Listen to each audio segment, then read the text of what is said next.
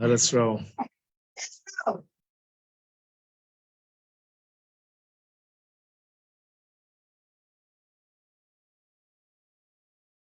Okay, good morning, everybody. As we go to the Tanya of today. No, we're not going to Tanya today. We're going to learn some Tanya today. It's just the Tanya. It is the Tanya of today.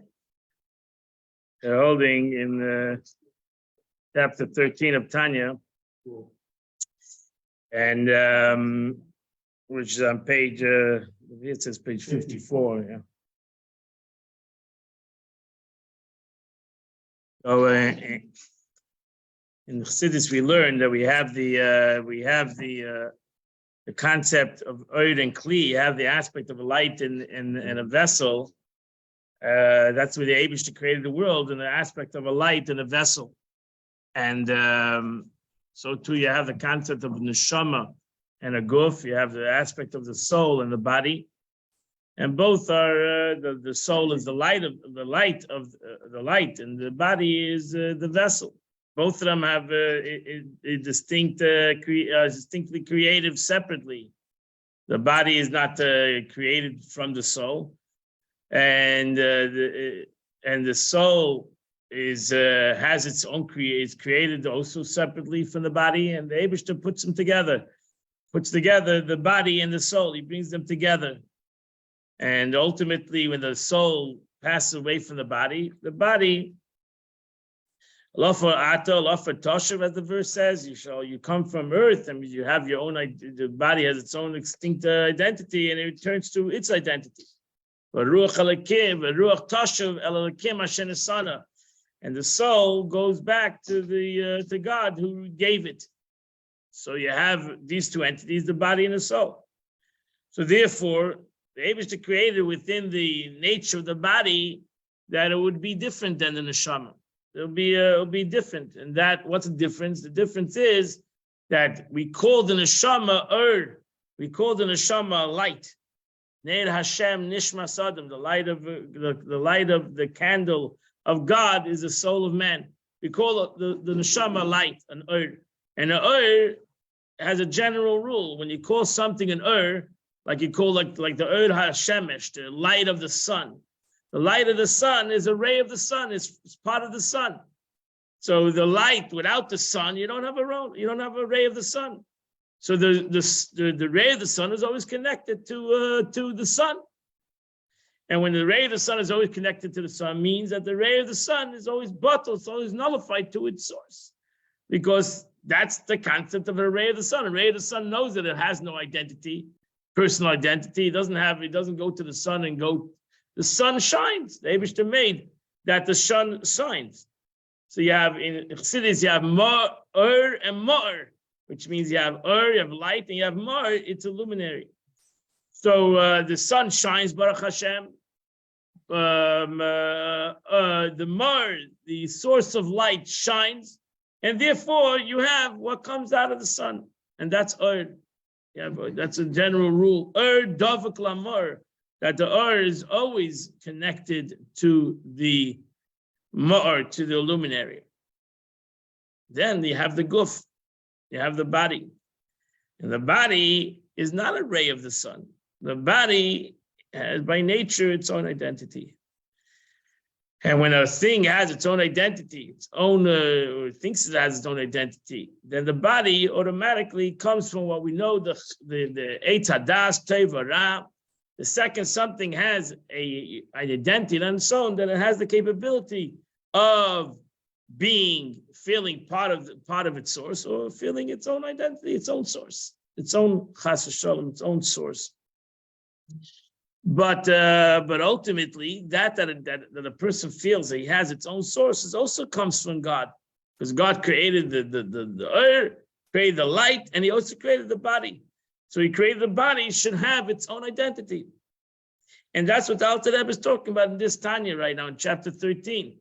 That the Beinoni has, a middle person has, and even a tzaddik, as the Alter Rebbe said before, a tzaddik she'ein a gomer, an incomplete tzaddik, which most tzaddikim in this world have still ra. They have still the concept, the capability of selfishness, that they're selfish, self-centered, mitzias, that they have their own identity. They have their own identity. They're not they're not per se a light that shines, that they lose their identities. You have Avram, Yitzchak, Yaakov. In Zohar, they're called the Merkava. They are a chariot of God. They were totally nullified to the existence of HaKadosh Baruch Hu, Moshe Rabbeinu, etc. But most of us are not Moshe Rabbeinu and not Avram, Yitzchak, Yaakov.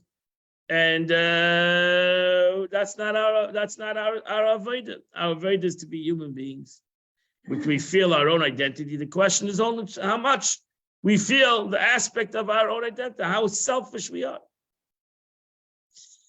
And the more selfish we are, the more dense we are. What's wrong with that? What's wrong with that? Dense. The more dense. Translucent, whether it's fancy word, translucent or opaque. That's the right word? Translucent or opaque, right? I think that's the fancy English words. So e.g., you're translucent. You're basically an entity that reveals its source. Or you're opaque. The question is how dark you are, how opaque you are. Okay. What? I don't know, but it seems like some people were just funny. Okay.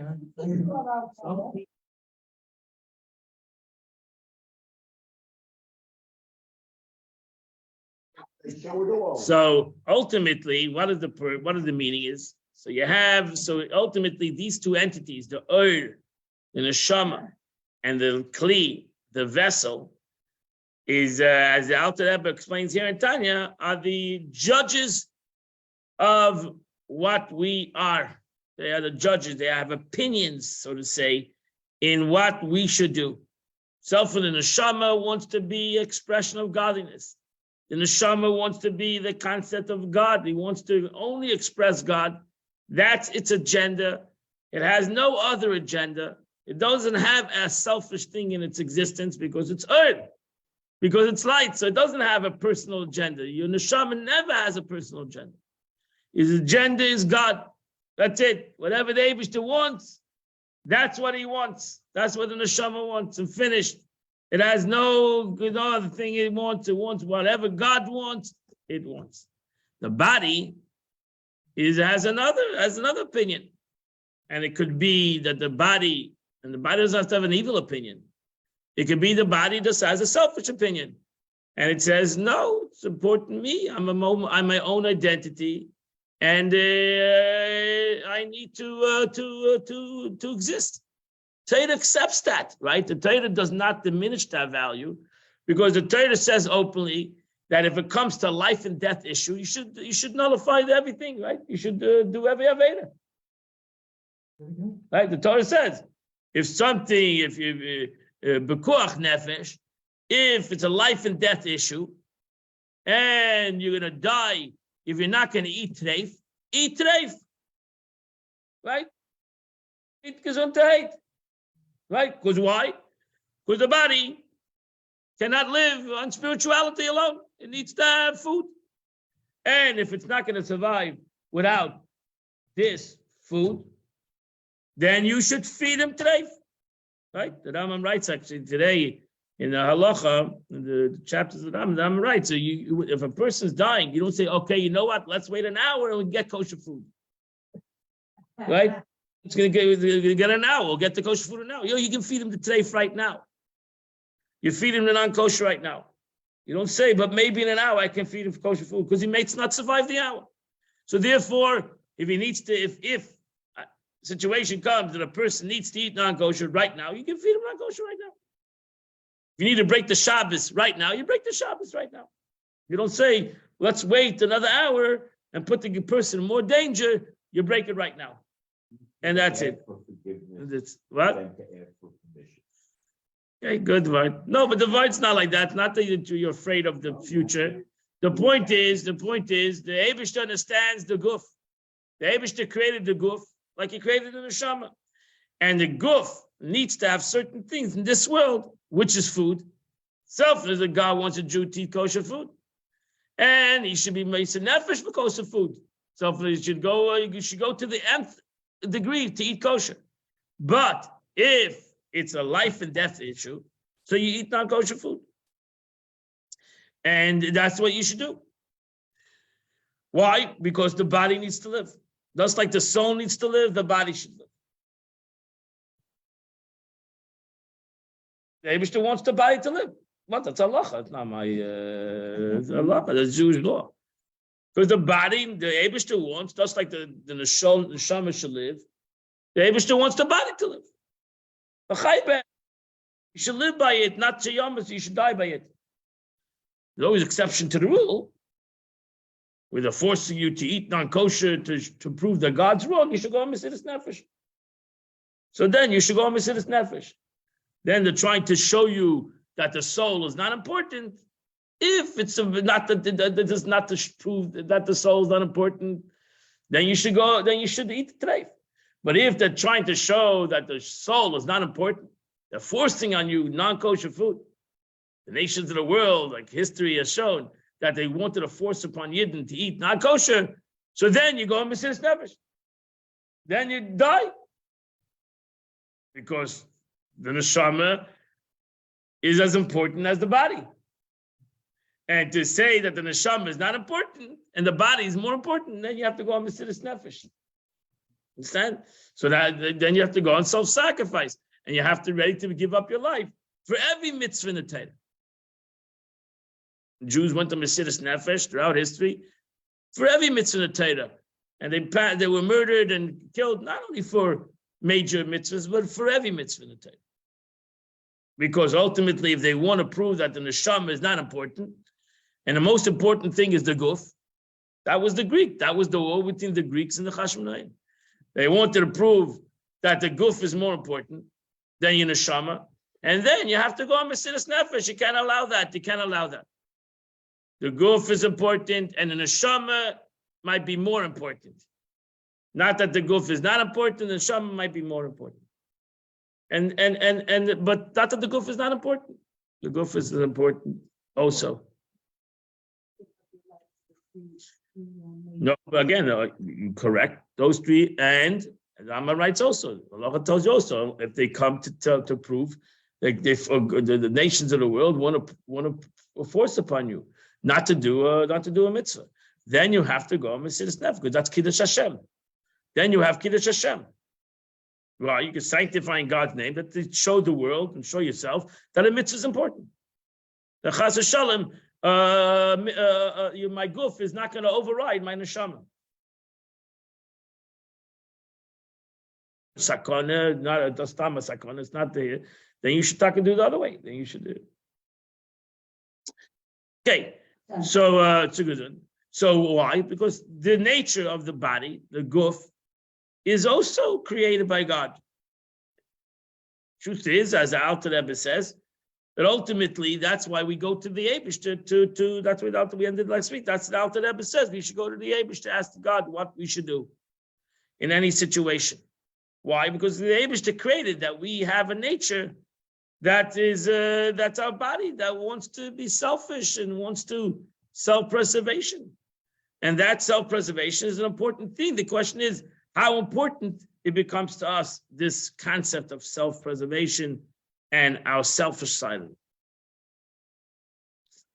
We'll stop the middle over here, I believe you last week. And we can go into it a little, we can a little bit more. We're holding the third paragraph on the left side of this page, on page 54 in Tanya. So similarly, the evil nature states its opinion in the left part of the heart, which is then sent to the brain for contemplation. So therefore, that's why this is called Chabad. Therefore, everything should be contemplated. That's where you come into the picture. That they have an evil nature that God gave you. That they are selfish, the Eibishter gave you that. You're not selfish on your own. Your ego doesn't. The Eibishter gave you ego. But what didn't God give you? So to say, what did God give totally in your control, in my control, is my intellect. That's who I really am. The way I think, the way my Chochmah and Bina, that's where I get involved. That I am a good person is given to me by God. That I am a bad person is given to me by God. I mean, I have the desire to do bad or the desire to do good is both not given to me by me. That's given to me by the Eibishter. That's why some people have a natural tendency to do good. Some people have a natural tendency to be negative. It's not it's not, you can't, the expression in the Mishnah yesterday, Pirkei Avos, that a person should not praise themselves, that they learn Torah, because that's what you were formed for. Person, you don't praise a person, right? You don't praise a person that he has. Oh, look, Baruch Hashem, he has a body. He has two hands, right? Why don't you praise a person he has two hands? That's what he is. Baruch Hashem, people have two hands, right? You praise a person what he does. Oh, he's done this, he's done. Why don't you praise a person that has a head? Baruch Hashem, let's make a kiddush. Baruch Hashem has a head. He has two hands, because that's the way he is. Oh, yeah, that's Torah. That's the way it is. Believing Torah is what you are. It's why you were created. No point of praising your learning of Torah. That's what you need. You don't praise yourself for drinking water. It is what you need. So what do you need to deserve any kind of praise that you're learning Torah? You don't. That's what you kach. That's what you were formed for. Maybe she brought you into the world to learn Torah. It's keim chayenu v'erech. That's what we say. The Torah is compared to mayim, to water. You can't live without water. You can't live without lechem levada yichyu adam. You cannot live without only with bread. You need to have the linear Torah. That's our life. That's our life. That's our existence. So, in essence, those things are given to us. That's what you are. So the learning of Torah, you said, come today to learn Torah. I'll thank you, but the truth is, you don't deserve any thanks. This is what you need to do. This is what a Jew needs to do. Is come and learn Torah. Come and learn. Whether it's here, whether it's other places, or by yourself. Every one of us should learn Torah. Every one of us should learn Torah by day and by night. Whenever we have a chance, we should learn. It's like you can get, like, you drink a lot, right? Especially in Florida. If not, you can get dehydrated. You don't want to get dehydrated in Torah. You need to drink as much as possible, else you're going to get dehydrated. So you're going to lose your fire. You'll become chas v'shalom when you all know when you get dehydrated. Dried up. Yeah, that's right. So Torah is our yeah, correct. So we need to always get hydrated. Yeah, compared to water, you shouldn't get dehydrated. That's it. And we should always thirst for water. We always thirst for water. We should always drink water.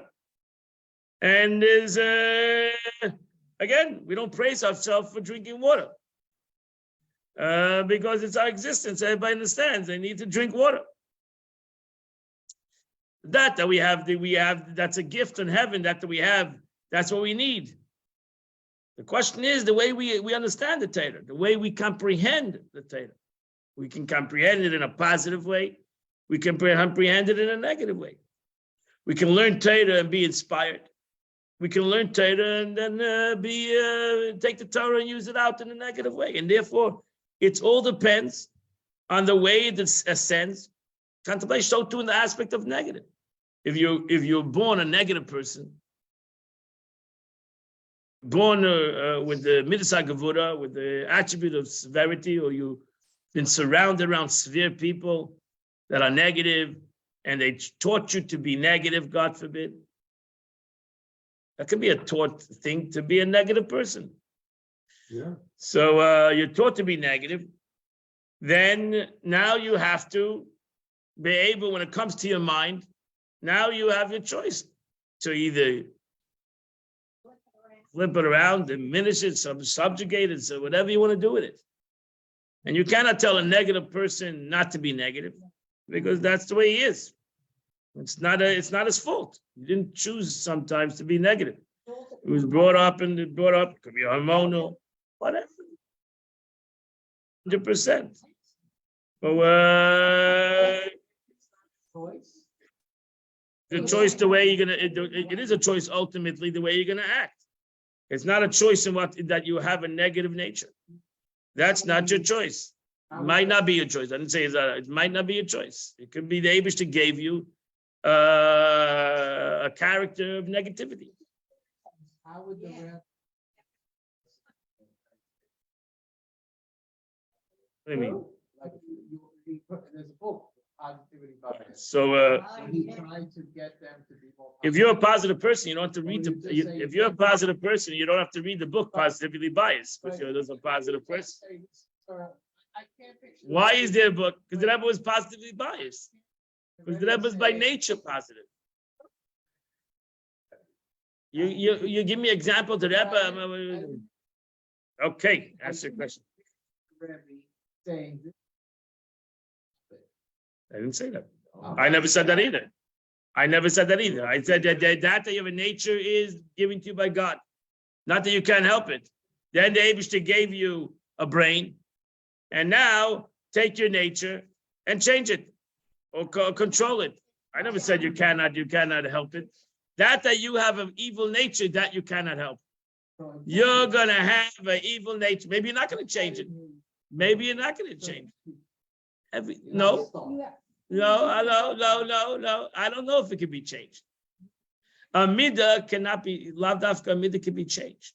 You lav dafka, if you are created with a person who has a negative nature, you're not going to be able to change it. You'll be able to control it. Control it. Heart can do anything. But David says, David doesn't want to change you.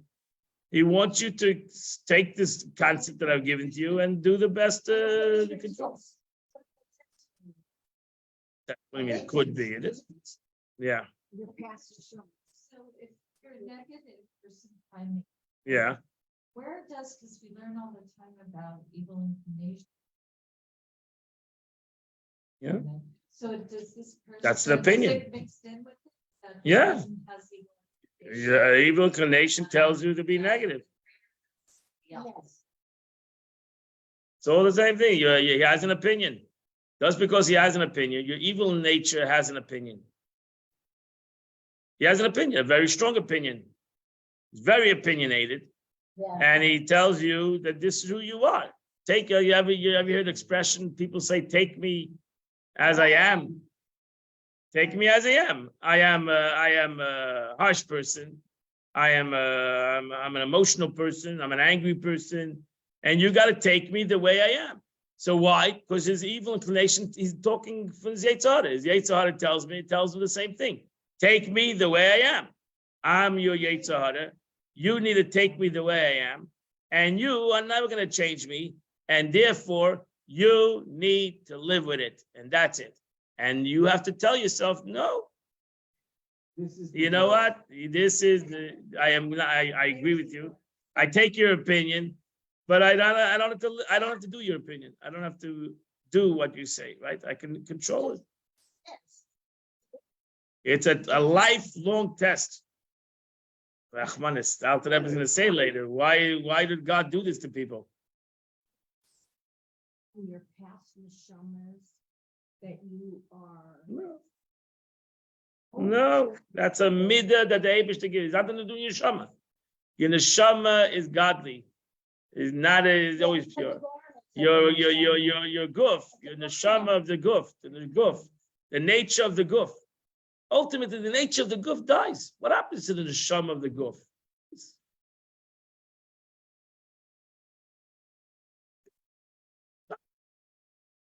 Your nefesh alakis doesn't die. Your nefesh abahamis dies. It comes to an end. What do you think? Your nefesh abahamis lives on. The desires of life live on. No, that's it. All your desires. That's why it says, what do you take up to heaven? You take up all the gashmis, all your desires, all you think you're going to be a big knacker, those things that your guf told you that this is the importance of life. That's going to take that dies. It dies. Gandic, all the desires, all this whole vast, whatever, what you created, what you built, even you built big businesses and dies, finished.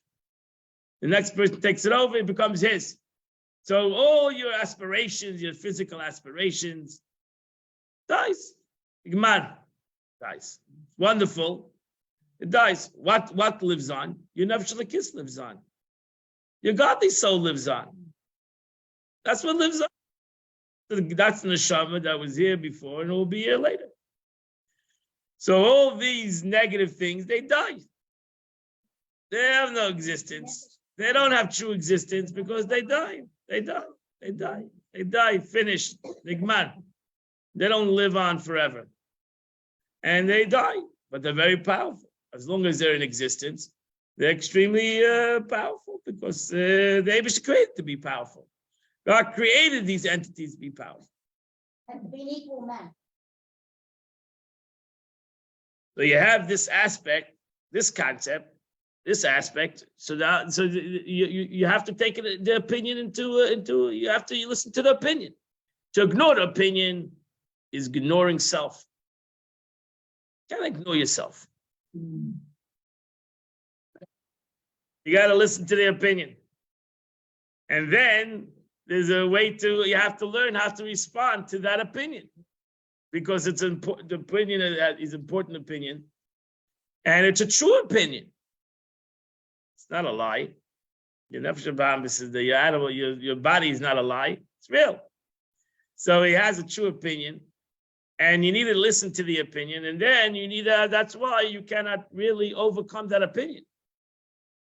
Because it's real to you and it makes sense to you. And how do one overcomes that opinion? And therefore you need to go to God, as the Alter Rebbe says. You need help. You need help. And that's why, because your nefesh l'kis cannot overcome this second opinion. Because again, the nefesh l'kis, your godly soul, and your body are both very opinionated, and they're real. It's not just a fake opinion. It's a real opinion. And therefore, a Jew needs to go to God.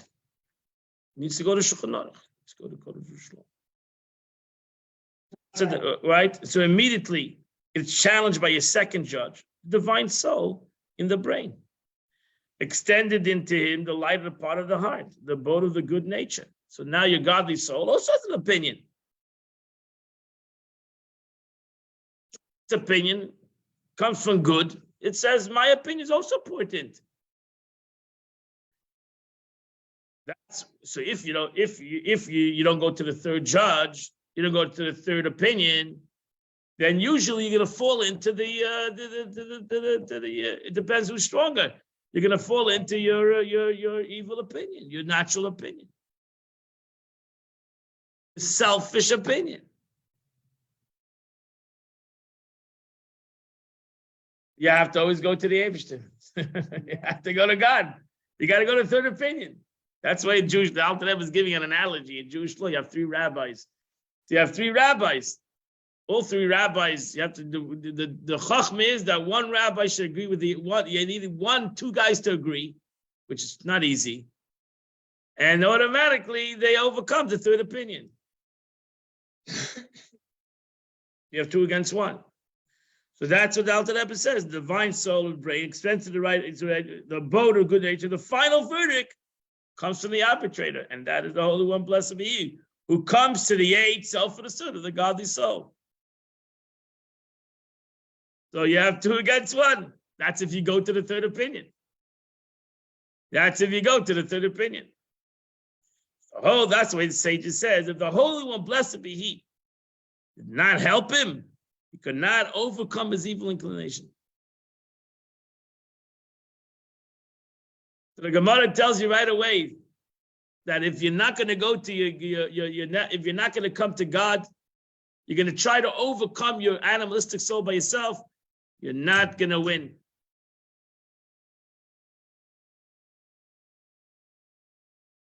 Not going to win this fight. What? You're not going to win. because my animalistic soul is a very powerful entity. That's why Chanech Lanar, the Rebbe said yesterday, there was a beautiful video last night I showed. The Rebbe talks about you have to teach children to be giving. Even though their nature is not giving, you have to teach them to be giving. Right? So a child is selfish, everything belongs to him, but you have to teach him to give tzedakah. You got to teach him to be giving. You got to teach a child to be giving, because you can't expect him when he comes 13 years old, when he gets his godly soul, that he suddenly should be giving. He's not naturally inclined to be giving. Humans are not inclined to be giving. That's not the way the Eibishter created them. The body says,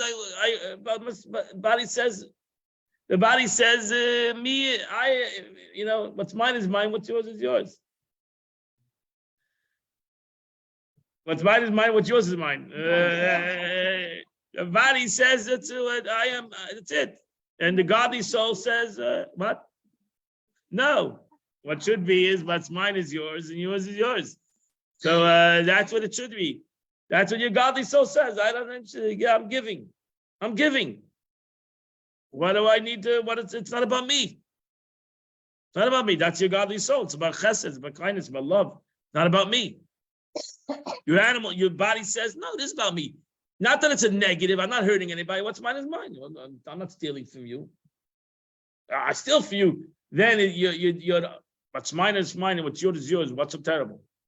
I work for mine, you work for yours, and I put 6 locks on my door, and nobody's coming into my domain, and there's nothing wrong with that, really, nothing wrong with that. The Mishnah says your house should be open to everybody. Should my house be open to everybody? I have a secluded group. My house is not open to everybody. No, so that's the struggle. So you have a godly soul says, the animalistic soul doesn't start off and say, let's do a sin. It's not the way he works. He just works in a way, he says, let's be selfish. Let's be selfish in a good way.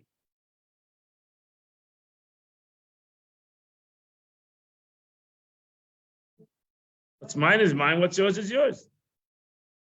Why is that not selfish in a good way? I came to the world that I'm not stealing from anybody. I'm not saying what's yours is mine. Saying what's yours is yours. And you live your life, I live my life. I won't hurt you, you won't hurt me. And leave me alone. When I need you, I'll call you. Don't call me, I'll call you. Oh yeah, that's how I shouldn't live. But that it's natural for a person to say what's mine is mine. That's the way that's the way the Eibishter made him as a child. Not that a child is selfish, is because Pashut, he learned to be selfish. He's selfish because that's the way he's created. That's his goof. A goof is selfish. Goof is selfish. There was a rabbi. Yeah.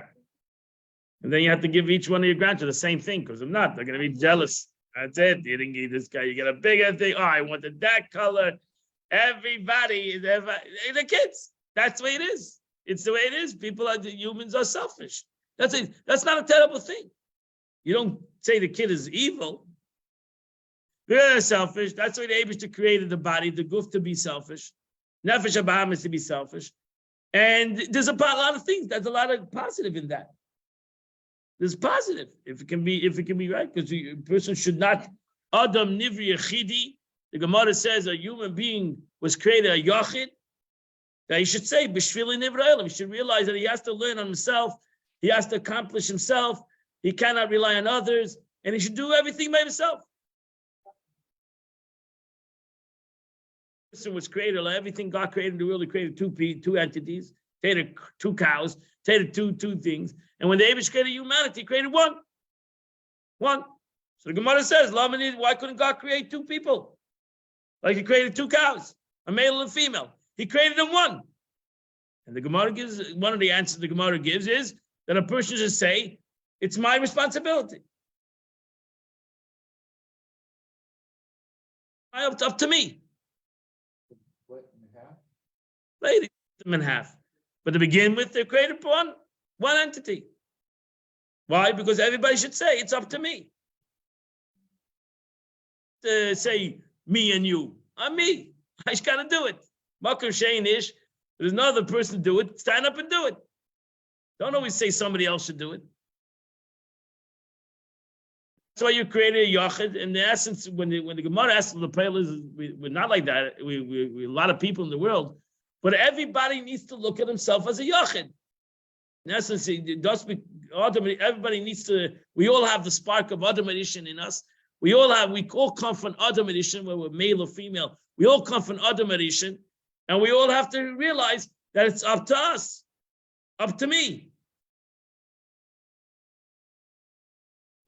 Myself, I need to fix myself. If I want to accomplish something, I need to accomplish it. I can't say, you know what, I can't accomplish it without you. No. Take the do something, do it.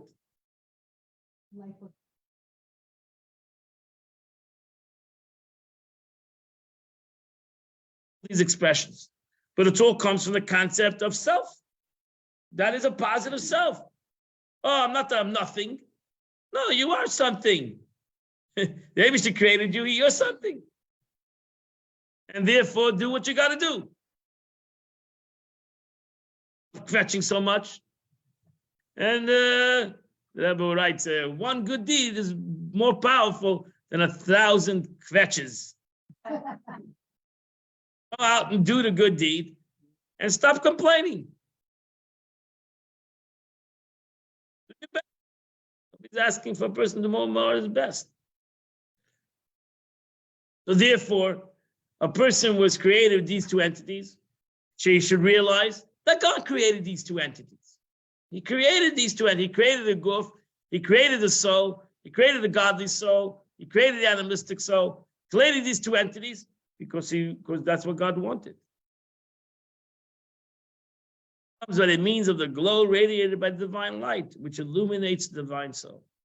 That is why that he may gain the upper hand and mastery of the folly, of the fool, of your evil nature, in a manner of the excellence of the light, of the excellence of the light over darkness, as stated above. That's what King Solomon said.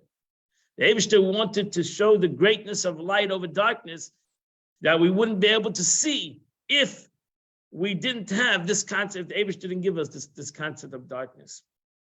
But the truth is, the light from darkness is the English translation is not totally such a great translation, because it's Yisn min ha'choshech. It's the light from darkness. That there really is no darkness.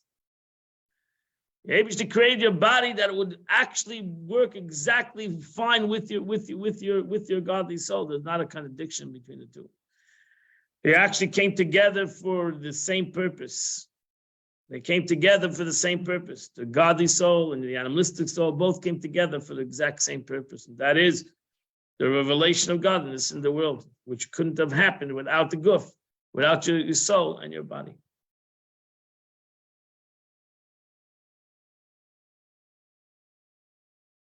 You can ask whatever you want. Light from the darkness. I'm not sure I understand that. Are you saying that the darkness has, The darkness is light. the darkness is light? Yeah. It's just I'm less missing light. something. Not as dense. Density, isn't it? What does that mean? What does that mean? As I said, I said what I meant. It says because both entities, darkness and light, have a purpose in creation of God. I know, I mean. So therefore, they're both light. God is light. Therefore, both darkness and light have a purpose in God's creation. Because it depends if you believe darkness is part of God's creation. If it's part of God's creation, then they both have the same purpose. If you believe that the Oid and the Kli both have, you can say the Oid and Kli, one is dark and one is light. The body is dark, the Neshama is light. if they were both created, the earth and the vessel, both the body and the neshama were created for the purpose of God's purpose, then they're both the same thing. Then they're both light. There's no difference between the earth and the kli. There's no difference. If the density is one. No, you're not listening what I'm saying. You're not listening what I'm saying. If both entities are created for the same, God created both of them, so then they are both equally important because they're both created by God. That's it. One was created as earth, and one was created there. But what's different? They're different, but they're created for the same purpose. That's it. Equally, but different, but equal. A man and woman are created different, but they both created for the purpose of bringing God into it, so they're both equal. Because by God, they're both equal. That the humanity struggles because they have their struggles in a physical world. They have their struggles. One is greater. They think one is greater than the other, and therefore one wants to be like the other, and etc. etc. By God, they're both equal because they're both created for the same purpose. For the same purpose, and that's the purpose of revelation of godliness in the world. I said yesterday that the Torah says, that you have the menorah symbolic of the Jewish people. And the Torah says that you have to light the candle all to the center of the menorah, right? Even though we have 6 candles, we have six different lights. Everybody's shining his light, and every light is different. But they all need to shine to the center of the menorah. They all need to shine for the same purpose. So who cares if you have different lights? As long as we're shining to the same purpose. We're shining to the center of the menorah, which comes out of one piece of gold. Then who cares? You have 6 lights. It's the center it's what they're lighting for. If you have selfish lights, and now this guy is lighting his thing, and other guy is lighting his thing, and my light's greater than yours, and I should be better than yours. If you have a big light, I'm gonna get a bigger light. And we're going to have a fight who has a bigger light, who's my father's bigger than your father. And we're going to fight over who's bigger. Then we're fighting over ourselves. If we're fighting here all to bring godliness to the world, then why would one light be jealous of another light? Why would any one of us be jealous of each other? We're all here for the same purpose. We're all here to bring godliness in the world. So you do it with your light, I do it with my light, you do whatever you can do, I can do whatever I can do. And together, we accomplish the mission of bringing godliness to the world. Don't bring politics in. You're either on this side or on this side. You're not allowed to come into the middle. Right. You're not allowed to mediate. There's no middle. There's no middle. The concept is one. We are, like I say, you have different people. There's one person, there's humanity. We're all part of a human race. We all have we're not races over here. How can you be a racist if you're a human? You're all part of one humanity. Why? Because God created us, and we all have a mission to this world. Whether you're Jewish, not Jewish, black or white, whatever you might be, you're part of the human race. We all come out of one entity, one purpose. And we all have to fit into that purpose. And what's the purpose? The Jews are better than Goyim, and Goyim are better than Jews, etc., etc. Let's all get it together. Let's bring unity to the world. We need to bring unity to the world. People shouldn't feel one's better than the other, stronger than the other, one is smarter than the other. Baruch Hashem, the Eibishter gave so much talent in this world, and so many things that need to be done. Like the world, like you say, the world. How can would this place be a beautiful boca without the garbage collector? Wouldn't. It wouldn't be a beautiful place without the garbage collector. Would it be a beautiful place without the guy who cleans the streets? No, it wouldn't. So everybody makes it a beautiful place. as the Torah says, from the guy who carries the water to the guy who chops the wood to the Moshe Rabbeinu of generation, makes it a beautiful nation. Not everybody can be Moshe Rabbeinu. Not everybody can be Moshe. Baruch Hashem. Nobody. That's it. Not everybody. There's only one Moshe Einbind in this world. That's it. I don't think the world can handle two, but that's it. There's one. There's echad. There's one. That's it.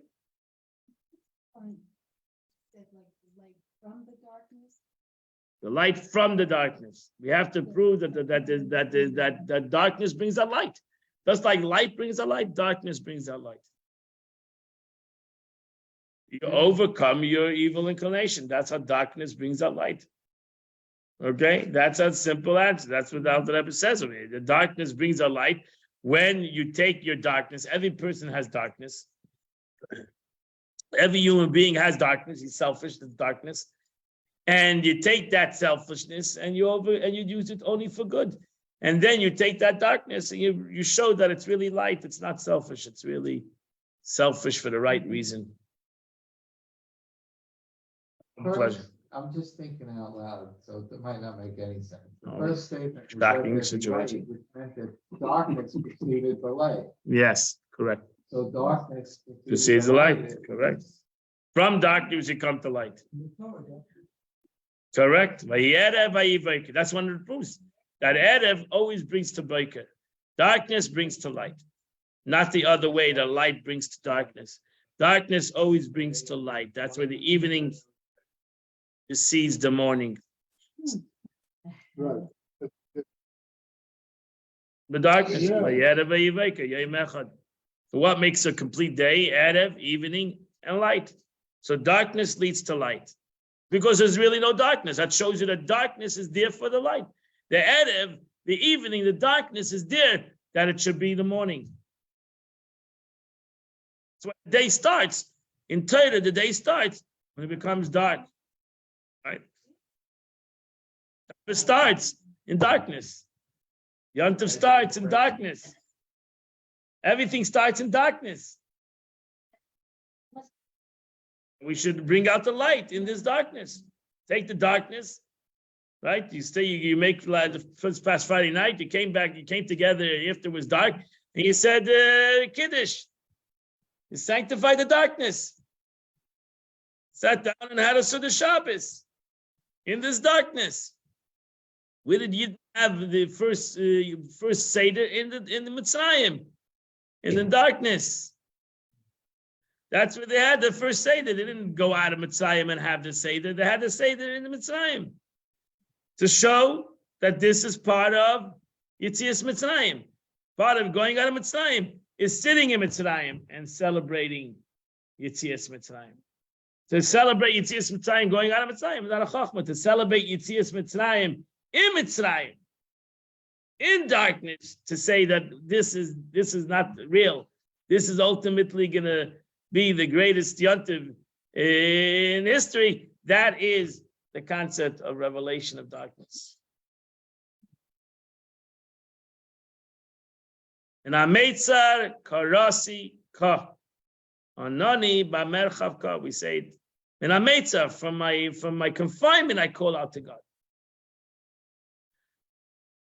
So what do I show? That the Eibush is with me in confinement. He's in here, he's in my confinement, right? He's here, right here in my Meitzah. To say the Eibush is in my victory, what's the Chachma? Sure, he's in your victory. But to say Mina Meitzah, the Eibush is in my confinement, in my darkness, here God is, that shows you that you believe that God is part of this situation. That there's a purpose in this situation. It's not just dark for the sake of darkness. That there must be a concept of Oid in this dark, even though you don't see it, even though you don't, you might not feel it. Even birth isn't. So Baruch Hashem, sometimes the darkness doesn't leave. That's a problem in some situations. So darkness is hanging in there Like the Rebbe would scream about gullus. Like gullus is darkness. It's like going on and on and on. 2,000 years of darkness. So enough is enough. So you have a situation. This darkness is getting darker and darker. We believe and we scream and we daven and we pray. But this darkness is not breaking through. This darkness is not budging. That's where Yid has to create a bigger emunah that there's a positive in this darkness. Spiritual dark, physical dark. Sure, physical dark. You don't have a base of Migdash. You don't have a base of Migdash. You don't have physical dark. You don't have base of Migdash. You're still in physical darkness. So there's still physical darkness. Whether it's a beautiful place, Boca, but you don't have a base of Migdash. And as long as you don't have a base of Migdash, and you can't bring a Korban Pesach, and you cannot do all the mitzvahs in Torah, a lot of mitzvahs in the Torah, so there's a darkness in the world. The 613 mitzvot, we can do 6 of them. 96. So that's missing a lot. So we're That's missing. an awful lot of mitzvah we cannot do. Correct. So we're in darkness. So that's a sad situation for the Yid. That's what Mashiach. We're Mashiach because we're looking for better times. We're looking for Gansa to be able to do a mitzvah, to be able to do a mitzvah, to be able to bring even one mitzvah, to bring the Korban Pesach would be an unbelievable mitzvah, right? Torah says that a person doesn't bring the Pesach. We just learned it last week. It's a kaddish. God forbid. Imagine. So for 2,000 years, Yidden couldn't bring the Korban Pesach.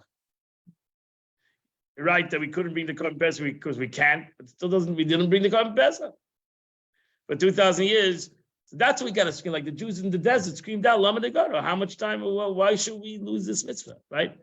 Why should Yidden be denied of a mitzvah, Korban Pesach, for thousands of years, when the Torah tells you that if you don't bring the Korban Pesach, you're cut off from the Jewish nation? And for 2,000 years, Jews can't bring the Korban Pesach. So we need to be like the Jews in the desert and scream out, enough is enough. We want to bring the Korban Pesach. We want Mashiach to come, and then we'll be able to all bring the Korban Pesach Be'ezrat Hashem. And we'll be able to do this mitzvah that the Torah says. If you don't do it, you cut off for the Jewish nation. Don't find out the first year. Yeah, that's a sad thing. They only cried out in the first year. So that's why we pray every day that Mashiach should come to be able to do a mitzvah. 39 years. Okay, we have a couple of minutes. I gotta go. And so much as we're learning a lot today. Yet in so much as the evil in the heart, the left part of the brain is in an innate strength, craving after all the pleasures of this world, not having been nullified in its minuteness in relation to the good, nor having been regulated to the position and to any degree, except in so far as it has no authority and power to diffuse itself throughout the limbs of the body. That's it. You're never going to change your evil.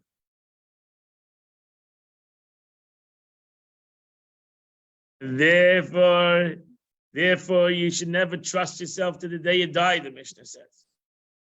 Because even though you think you don't have evil, you might think that you don't have a desire for something, because you basically push it aside. But if you're given the opportunity again, you might, hopefully not, but you might do it again. Now I'm right. How does a person knows he has done tshuva? When a thing, but not that he only doesn't do it again. When a thing comes to him, it's the exact same situation, the exact same atmosphere, the exact same desired exact, and he doesn't do it, then you know you did tshuva. Most of us don't come to that situation, right? They don't come to the exact same situation that why he did it to begin with. And that's why we say every day in our morning, don't give us an assign. Don't give us a challenge. You have enough inner challenges that God shouldn't give us a challenge. And that's why it says, the reason is because the Holy One, blessed be He, stands at the right hand of the poor man, helping. Who's the poor man? We are poor men. We are poor people. We need to have help from somebody else. We cannot control ourselves. We cannot. We need the help of God to overcome our own taivas, our own desires. We need to have help of HaKadosh Baruch Hu.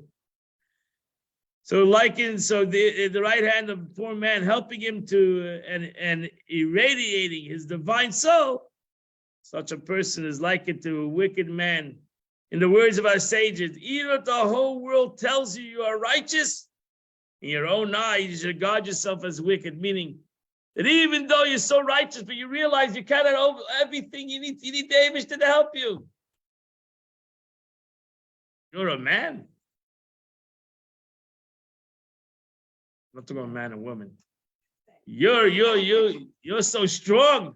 You're strong. You're not a strong person. You need, yeah. Therefore, a person should always look at himself as wicked. Why? Because he's not up to. Because really, if it was up to him, he would do the sin. He's afraid of his wife, afraid of his grandmother, afraid of embarrassed of God. God inspires him. All he needs to have.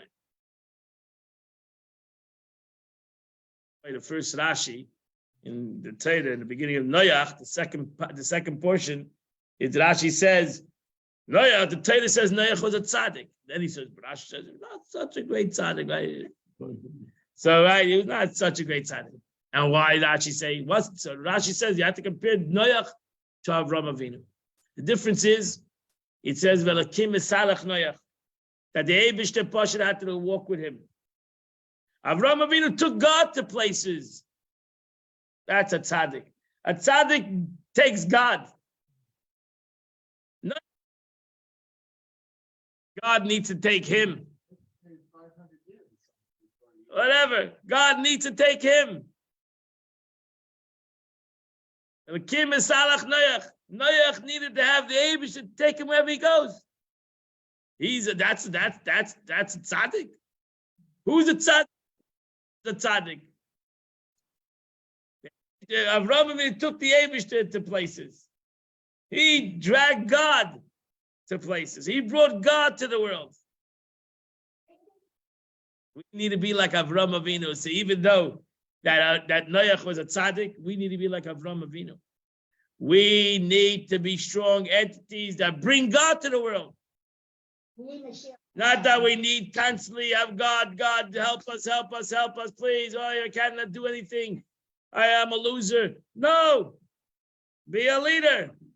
Take me to places. Be a person, that a strong person. Stand up, be strong, be a man. The Rebbe wrote, wicked name or attributes of negativity. Don't allow anyone to lead you astray. That's it. You have the Rebbe always say Baloischa Sanedis. Rashi says a beautiful Rashi. One means Baloischa Sanedis, like Parsha is called Baloischa, and the Rebbe and the Rashi says Ad Shetehei Hashal Heves Oila Me'elecha. That there should be, Adam should light the candle, that the candle should go up on its own. Not that you need to have constantly Aaron to light the candle. You need to light another person's light. You turn to the Eibishter and say, light my candle, but I can go on my own. I can take the light and go up on my own. I don't need to have constantly somebody standing there and making sure that my light is on. We'll leave the light on for you, right? We're going to leave it on. We have to be burning. We have to waken up our neshama, that it should be in a way that it should never go down. It should never diminish its power. It should only go higher. It surely should never diminish its power. And that's the way you need to light them. That's the way. So we need to overcome, because you need to keep the light on. You need to keep the fire burning. And therefore, a person that knows the truth, that's why the person said, even though the Abel says, wow, this guy, the world says, wow, this guy's a tzaddik, look at his fire is burning. But within him, he knows that he has to keep running back to somebody else to help keep his fire burning. He does, it's absgeitish alone. It's not going alone. He has to keep running to God even to make sure that his fire is burning. So you're not so great. That's not so bad. That's not so bad. No, it's gewaldig now. The Rebbe say he's gonna tell you, don't worry. This is gewaldig, but it still shouldn't be so ego that he's such a gewaldig guy because he always needs to have somebody else, or he always needs some God to help him. So Baruch Hashem, you should always run to God, but still that shows that you're a little bit weak. You're a little schwacher. You're a little bit schwacher. All right. The light is always on. Yeah, but that's connected to electricity. So, it's back to the station at the box out there, and You don't have I wanted a battery. It goes on a connected. Yeah, Tom, it should not go out. You should have a battery backup on it. We need a- UPS You think the battery doesn't go out? battery, it'll last 20 minutes. No, those batteries don't last more than 20 minutes. So, whatever. Getting a good. Okay, we're gonna get a backup supply for the net time. What else I'm gonna do? Okay, guys, I wish you all a wonderful week. Shavuot Tov. See you next week in Mitzvah, all on Sunday. Have a wonderful, beautiful.